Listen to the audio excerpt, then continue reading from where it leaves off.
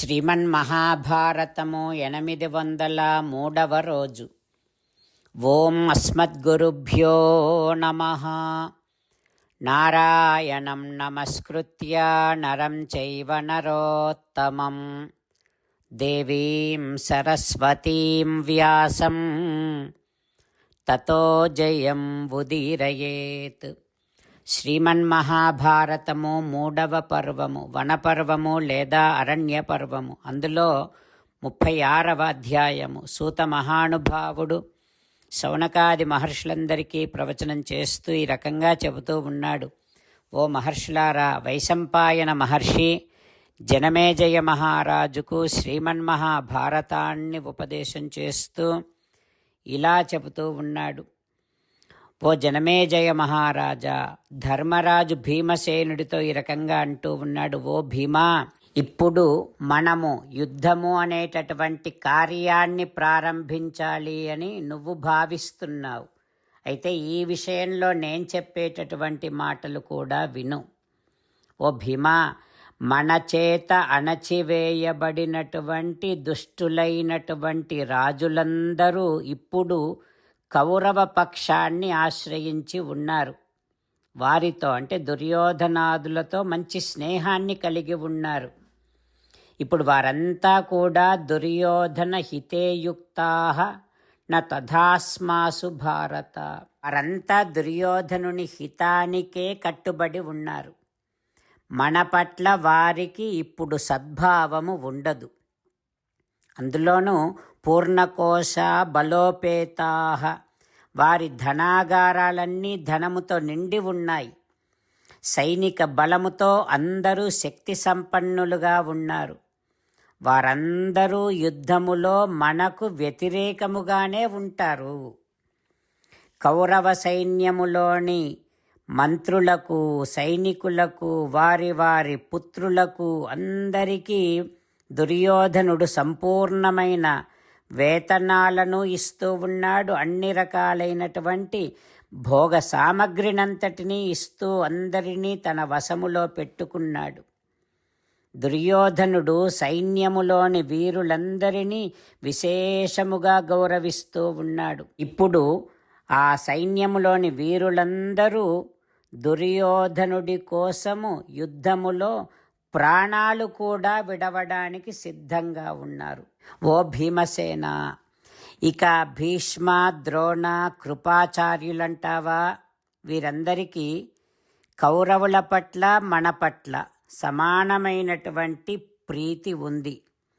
కానీ ఇప్పుడేమో అవశ్యం రాజపిండస్థైః నిర్వేశ్య ఇతి మే మతిః తస్మాత్ త్యక్ష్యంతి సంగ్రామే ప్రాణానపి సుదుస్త్యజాన్. కానీ ఈ భీష్మద్రోణాదులంతా ఇప్పుడు దుర్యోధనుడు పెట్టేటటువంటి అన్నము తింటున్నారు. అందువల్ల వారు యుద్ధములో దుర్యోధనుడి కోసమని ప్రాణాలను సైతము త్యజించడానికి సిద్ధంగా ఉన్నారు. అయితే వారేమి సామాన్యులు కాదు కదా భీమా. భీష్మద్రోణ కృపాచార్యులు వీరంతా కూడా సర్వే దివ్యాస్త్ర విద్వాంసః సర్వే ధర్మపరాయణాః అజేయాశ్చేతి మే బుద్ధిః అపి దేవైః సవాసవైః. వారంతా దివ్యాస్త్ర విద్వాంసులు, ధర్మపరాయణులు. వారిని ఇంద్రాది దేవతలు కూడా జయించలేరు అని నా అభిప్రాయము అంటూ ధర్మరాజు భీమసేనుడికి నచ్చచెప్పే ప్రయత్నం చేస్తూ ఉన్నాడు. ఆ తర్వాత ఏం జరుగుతుందో రేపు తెలుసుకుందాం. జై శ్రీమన్నారాయణ. జై శ్రీమన్నారాయణ. అమ్మా నాన్నలకు సాష్టాంగ నమస్కారం చేద్దాం. మన ఆచార్యవర్యుల శ్రీచరణారవిందములకు సాష్టాంగ నమస్కారం చేద్దాం. శ్రీ వేదవ్యాస మహర్షుల వారి దివ్య పాదారవిందములకు సాష్టాంగ నమస్కారం చేద్దాం. శ్రీ విఘ్నేశ్వర స్వామి వారి శ్రీచరణారవిందములకు సాష్టాంగ నమస్కారం చేద్దాం.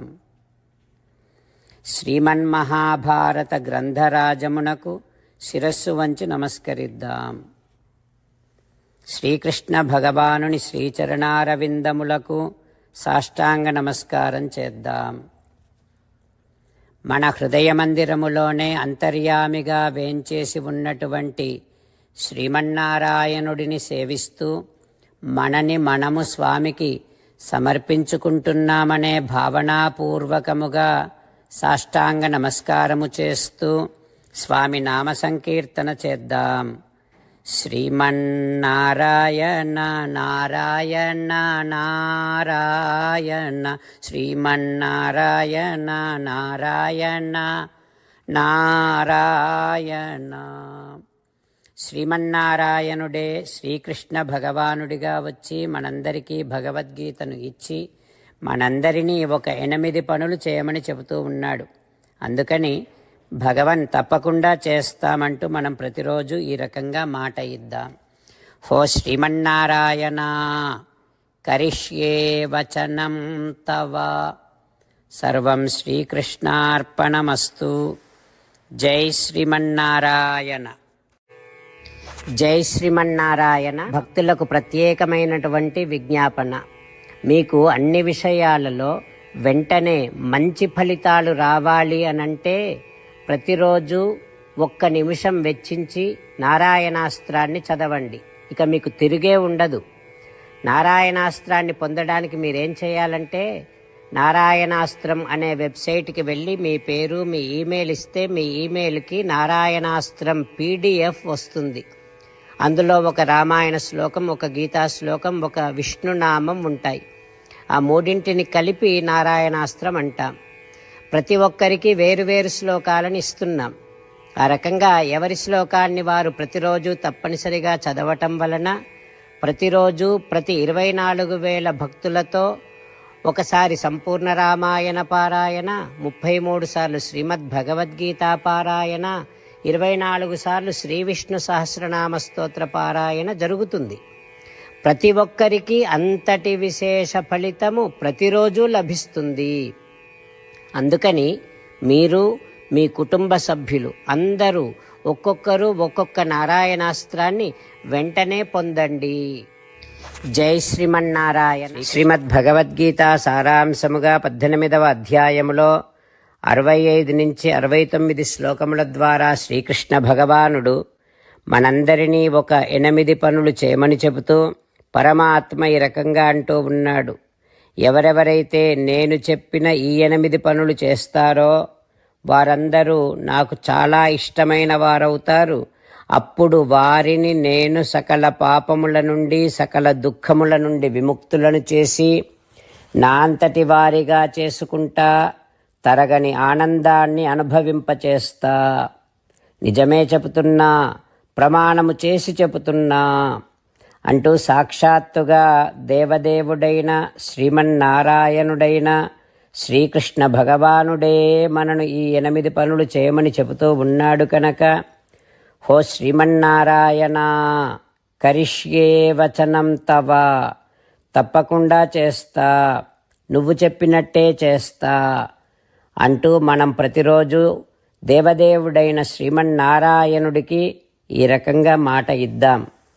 హో శ్రీమన్నారాయణ, నువ్వు చెప్పినట్టే నేను నిన్నే సంతతము ధ్యానము చేస్తూ ఉంటా. హో శ్రీమన్నారాయణ, నువ్వు చెప్పినట్టే నేను నీ భక్తుడిగానే ఉంటా.